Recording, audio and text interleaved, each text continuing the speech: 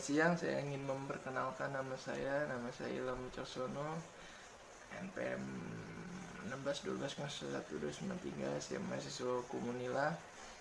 Saya ingin menjelaskan tentang pembaruan hukum pidana dalam perspektif RUU KUHP pasal 218 29 untuk menjalankan tugas yang diberikan dalam mata kuliah politik hukum pidana, yang di dosen pembimbingnya ialah Ibu Virga Nevi dan Ibu Aisyah Muda Cemerlang. Dalam pembaruan hukum pidana pasal 218-219 ini mengenai tentang penghinaan harkat martabat presiden dan wakil presiden. Dalam pasal 218 dan 219 RUU ini, yang pasal 218 berbunyi tentang setiap orang di muka umum yang menyerang kehormatan atau harkat dan martabat presiden atau wakil presiden dapat dipidana dengan paling lama 3 tahun 6 bulan atau denda paling banyak kategori 5. Sementara itu ayat pertama. Sementara di ayat kedua tidak merupakan penyerangan kehormatan atau harkat dan martabat sebagaimana dimaksud pada ayat 1 jika perbuatan dilakukan untuk kepentingan atau pembelaan diri. Nah, yang dimaksud ayat 1 tadi, yang dimaksud dengan menyerang kehormatan dan harkat martabat diri pada dasarnya merupakan penghinaan yang menyerang nama baik atau harga diri presiden dan wakil presiden di muka umum, artinya di halayak umum, bukan pribadi gitu. Habis itu termasuk menista dengan surat memfitnah dan menghina dengan tujuan memfitnah, termasuk posting Facebook, Instagram atau dan lain-lain di media sosial, di muka terbuka. Ketentuan ini tidak dimaksud untuk meniadakan atau mengurangi kebebasan mengajukan kritik ataupun berpendapat yang berbeda atas kebijakan pemerintah. Penghinaan pada hakikatnya merupakan perbuatan yang tercela, dilihat dari berbagai aspek moral, agama, nilai-nilai kemasyarakatan, dan nilai-nilai HAM kemanusiaan, karena menyerang merendahkan harkat martabat seseorang. Oleh karena itu, secara teoretik dipandang sebagai rechts delict instinctive wrong, malah per se, dan oleh karena itu pula dilarang di berbagai negara. Dalam ayat 2, dalam ketentuan ini yang dimaksud ialah dilakukan untuk kepentingan umum adalah melindungi kepentingan masyarakat banyak diungkapkan melalui hal berekspresi dan hal berdemokrasi. Ayat 3 cukup jelas, dan ayat 4 yang dimaksud kuasa presiden atau wakil presiden dalam ketentuan ini adalah pejabat atau seorang yang ditunjuk oleh presiden atau wakil presiden. Sementara di pasal 219 berbunyi setiap orang yang menyiarkan, mempertunjukkan atau memperkan tulisan atau gambar sehingga terlihat oleh umum, memperdengar rekaman sehingga terdengar oleh umum, atau menyebarluaskan dengan sarana teknologi dan informasi yang berisi penyerangan kehormatan atau harkat dan martabat terhadap presiden atau wakil presiden dengan maksud agar isinya diketahui atau lebih diketahui umum, dipidana dengan pidana penjara paling lama 4 tahun 6 bulan atau denda paling banyak kategori 5.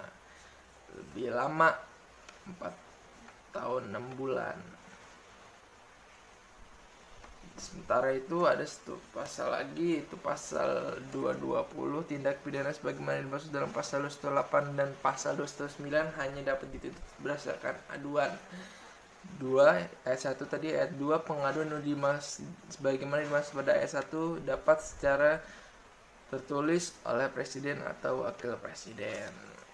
Ya, itu tadi penjelasan pasal 218 dan pasal 219 tentang penghinaan harkat dan martabat wakil presiden dan presiden. Sementara itu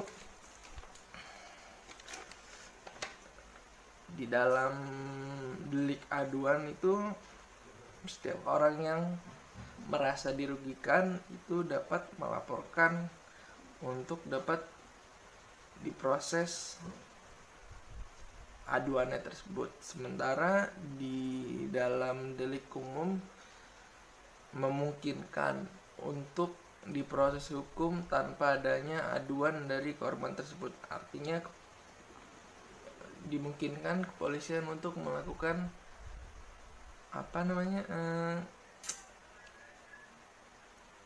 memproses hukum kepada orang yang menghina atau menghina harkat martabat presiden tanpa aduan dari presiden dan wakil presiden. Sementara itu dalam putusan Mahkamah Konstitusi nomor 013/22/PW/5/2006 MK menyatakan pasal penghinaan presiden itu sudah tidak relevan lagi di dalam sistem demokrasi sekarang di Indonesia. Oleh karena itu menurut saya pasal presiden ini sangat bertentangan, karena dalam delik umum presiden dan wakil presiden itu tidak harus mengadukan, tapi dapat diproses oleh hukum yang berlaku tanpa aduan dari presiden dan wakil presiden. Bagaimana dapat melihat itu kritik atau menghina harkat dan martabat. Sementara di dalam pasal 218 itu jelas siapa yang menghina harkat martabat presiden di muka umum dapat dipidana 3 tahun 6 bulan. Nah, dari mana penegak hukum tahu bahwa itu penghinaan atau tidak? Sementara siapa tahu orang itu mengkritik pemerintah, terutama presiden dan wakil presiden di muka umum. Sementara itu di masa-masa sekarang pandemi corona ini juga agak menyimpang dikit dari pasal 218 dan 219 tadi.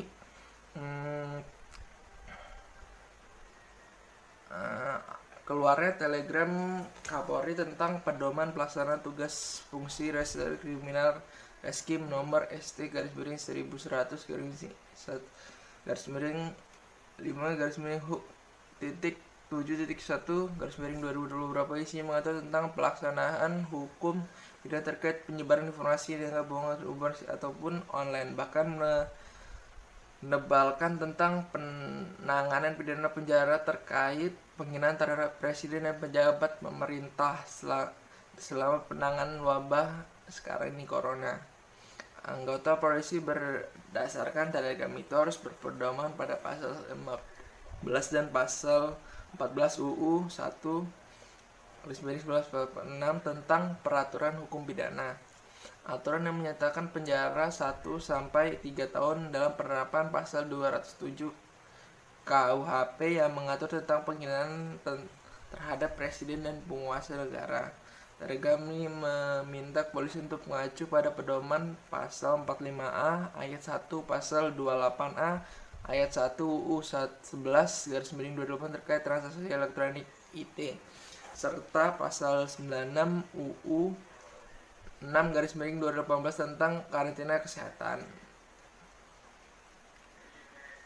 Aturan tersebut juga membuat ruang penyalahgunaan dari Polri dalam penegakan hukum bersikap represif terhadap masyarakat. Penghinaan presiden juga berpotensi kemerdekaan dalam kita mengkritik pemerintah. terutamanya presiden dan wakil presiden. Jadi menurut saya Telegram Kapolri dalam wabah sekarang ini juga dapat dan tanda kutip bisa disalahgunakan karena bisa memenjarakan seseorang yang menurutnya mengkritik presiden dan wakil presiden atau menghina harkat martabat lah pemerintah. Pasal itu juga yang membuat orang untuk pertama-tama mengkritik takut jadinya, karena semula berniat mengkritik pendapat pemerintah justru takut untuk bersuara karena diancam hukuman pidana. Ya sampai situ aja menurut saya pasal, kembali lagi pasal 218 dan 219 tadi sangat tidak pas dengan demokrasi Indonesia yang sekarang, karena menurut saya pemerintah dan presiden dan wakil presiden juga butuh kritik. Menurut saya ya RUU KUHP pasal 218 dan 219 itu berseberangan dengan apa yang dianut demokrasi Indonesia. Sekian, terima kasih. Wassalamualaikum warahmatullahi wabarakatuh.